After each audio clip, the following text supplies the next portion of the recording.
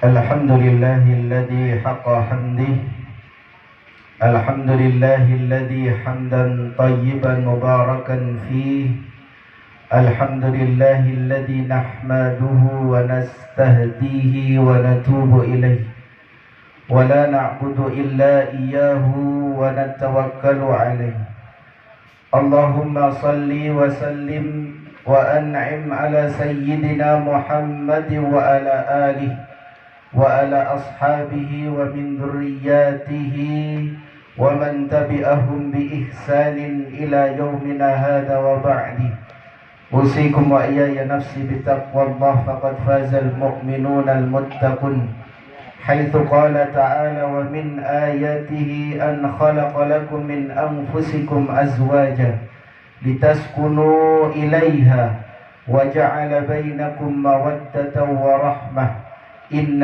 في ذلك لآيات لقوم يتفكرون.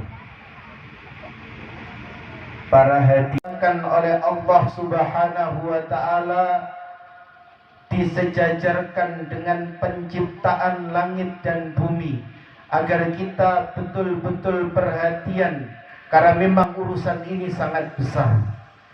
Begitu juga di dalam ayat yang lain Allah Subhanahu wa Ta'ala menyandingkan peristiwa nikah dengan kalimat mitsaqan ghalidah, suatu perjanjian yang berat antara seorang laki-laki dengan wali si perempuan.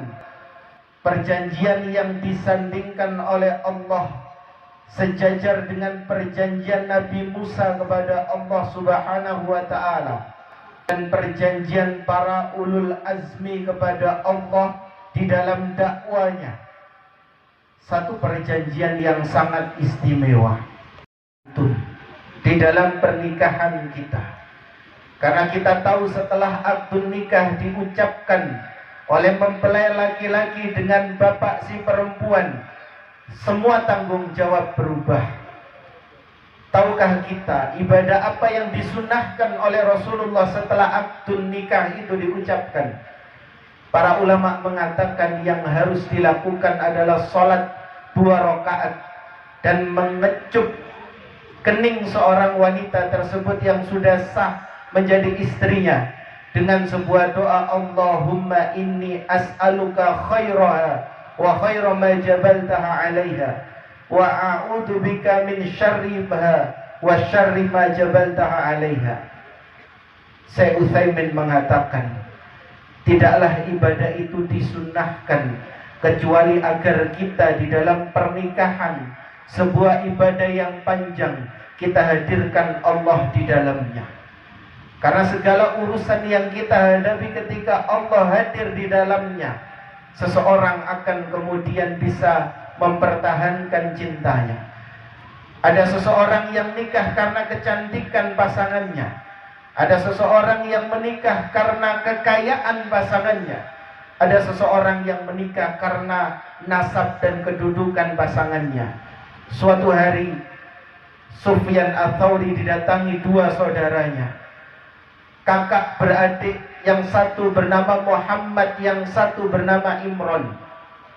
Muhammad mengatakan, wahai Sufyan, aku ingin menikah dengan seorang wanita yang memiliki nasab yang tinggi, agar membantu nasabku menjadi orang yang mulia. Lalu Imran mengatakan, aku ingin menikah dengan seorang wanita kaya raya, karena aku ingin hidup lebih nyaman, lebih tenang dengan kekayaan yang aku miliki. Lalu kemudian Sufyan Ats-Tsauri menyaksikan keduanya di dalam pernikahannya. Muhammad cerai dengan istrinya karena istri yang memiliki ego yang lebih tinggi, kemudian ia pun diceraikan. Begitu juga Imran menghadapi wanita yang lebih kaya, dia susah, kerjaan terlunta-lunta, akhirnya dia dicerai dengan istrinya. Maka perhatikan satu perkataan dari Sufyan Ats-Tsauri yang sangat masyhur, disebutkan para ulama, man dhahaba ilan nasabi faqad ubtuliya bitulli wa man dhahaba bil mali faqad ubtuliya bil faqri. Maka barang siapa yang dia pergi atau menuju pernikahan hanya karena nasabnya, maka Allah akan mengujinya dengan kehinaan. Begitu juga ketika seseorang menikah hanya karena kekayaannya, maka Allah Subhanahu wa ta'ala kelak akan mengujinya dengan kemiskinan. Maka hadirkan Allah di dalam pernikahan. Cinta bisa luntur, maka Allah Subhanahu wa ta'ala yang akan menumbuhkan. Cinta bisa mati, maka Allah yang akan menghidupkan. Maka jadikan pernikahan yang berkah, yang semakin mendekatkan diri kita kepada Allah. Kemudian yang kedua, jadilah seorang suami yang mudah untuk memberikan ridho kepada istri. Suatu hari ada seorang ibu-ibu memiliki 2 anak. Yang satu dia sangat soleh, yang kedua dia adalah anak yang sangat susah untuk diatur. Kemudian Syekh bertanya, "Madza su'ila?" Apa yang kau tanyakan?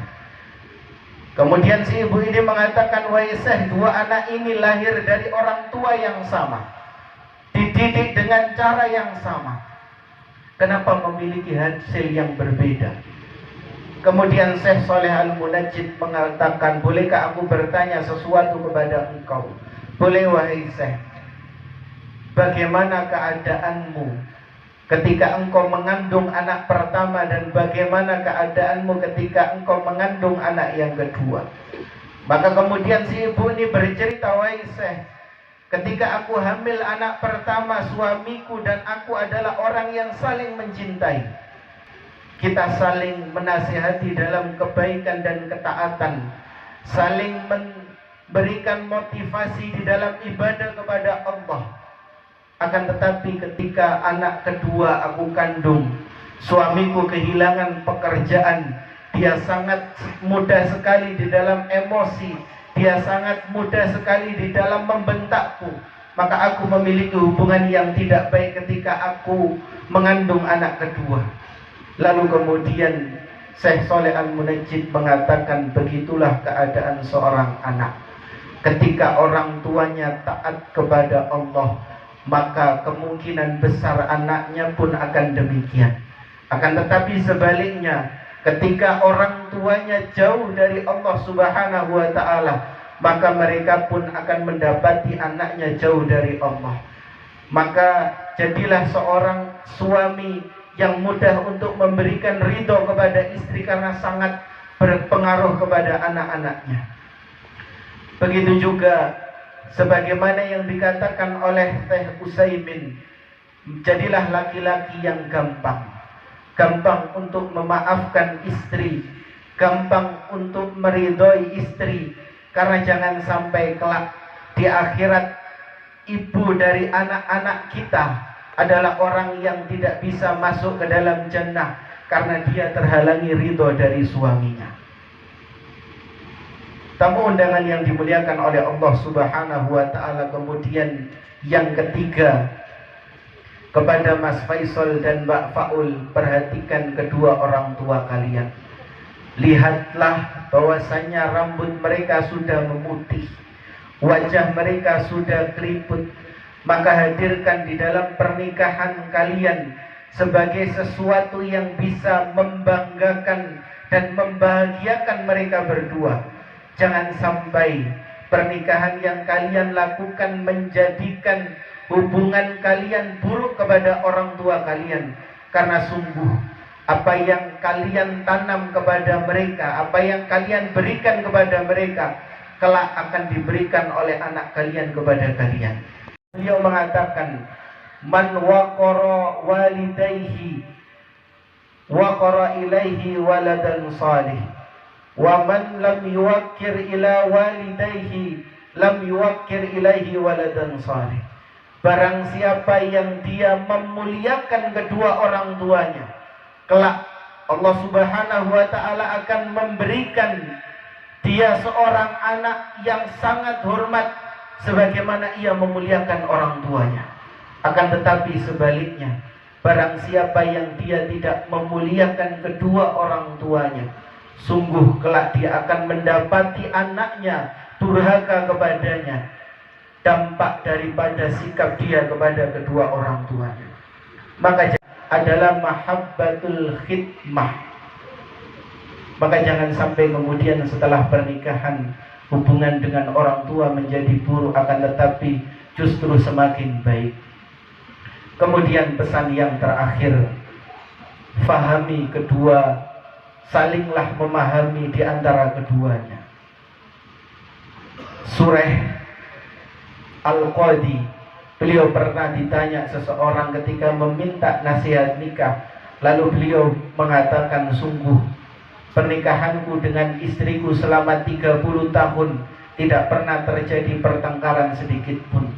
Hal itu terjadi ketika di hari pertama pernikahan aku bertanya kepada istriku apa saja yang engkau sukai dan apa saja yang tidak engkau sukai. Begitu juga sebaliknya, aku menyampaikan seluruh apa yang aku sukai dan apa-apa yang tidak aku sukai.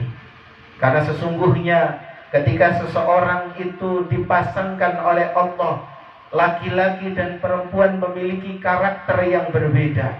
Laki-laki adalah makhluk yang panjang akalnya akan tetapi pendek perasaannya, sedangkan perempuan adalah makhluk yang panjang perasaannya, pendek akalnya. Maka tidaklah kemudian kedua-duanya disatukan ketika mereka saling memahami, begitu juga saling mendekatkan diri karena Allah Subhanahu wa ta'ala.